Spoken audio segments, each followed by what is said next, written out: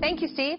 It is a true story about two medical missionaries who get caught in the Ebola outbreak in West Africa. Remember that? And they end up with the deadly virus themselves. Listen. Ebola is the world's most dangerous virus. The disease is out of control in West Africa. My phone rang, and Ken Isaacs said one of our doctors, Kent Brantley, has Ebola. David looked at me and he said, "You too have Ebola." There was a high likelihood our team members were going to die. Wow. The Reverend Franklin Graham of Samaritan's Purse is the executive producer, doing movies now, of Facing Darkness. And he joins us now to tell us more about this film and the message of faith. Good morning to you, Reverend. Good morning, Thanks for joining us. Thank you, Nancy. I remember this. We all remember this. The Ebola, it was so scary. We were worried about people coming back to America that might have contracted it. And then we learned that a man who has given up so much of his free time to go and volunteer for your organization and help other people in Liberia, that he gets the disease, and so does this missionary, the female nurse. They both get it, and Angela, there's nothing I can do to save their life. And this is a story of God interfering and God moving people like a chess pawns to save their life. And so we wanted to document what God did and give him the credit for it. But God brought a lot of people together, and this is the story of many people coming together and God moving them to save the lives of these two. And they're still with us today. And this movie comes out Thursday, and then there's going to be a redo on the 10th of April. But if someone wants to see this, they can go to facingdarknessmovie.com. And they can put in their zip code, and it'll show you where the theaters are in your area. 600 theaters across the country that are showing this. But it's a great story, and it's true, and these aren't actors. And yeah, these are the real people.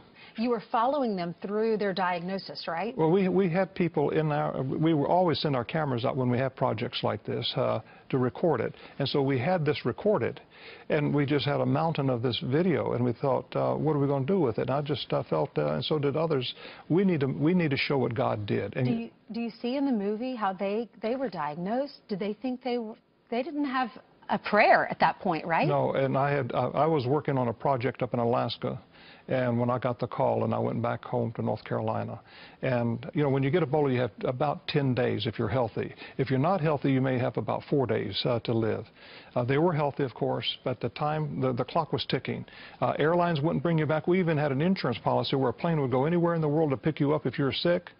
Well, when we told them that they were going to Liberia and we had an Ebola patient, they said, we're not going. I said, no way. And because there was a chance the pilot would get it or anyone on board would get it. When you got that phone call and you learned this is someone who is working for your organization, what went through your mind? It was probably the worst day of my life. And I told Dr. Brantley when I got to be with him about a month later.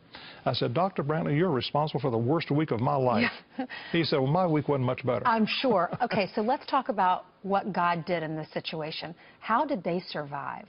There was a drug called ZMapp that had been sent, this was just one dose that had been sent to Dr. Khan, who was a doctor in Sierra Leone. And the lawyers said, don't give it to him because it's an experimental drug. He died. And they brought that experimental drug over to Liberia for Dr. Brantley, and they said, this might help. And they gave him one of these bags, just out of a dose of 3, just one.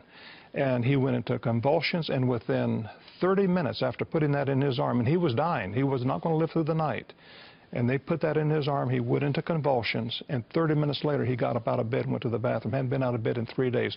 God showed up. Wow. And now he is living in Fort Worth, Texas. He was young when he was like 34 years old when he got Ebola.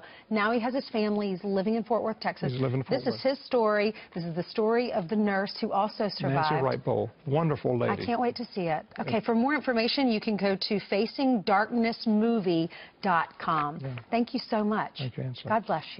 God bless you. Thank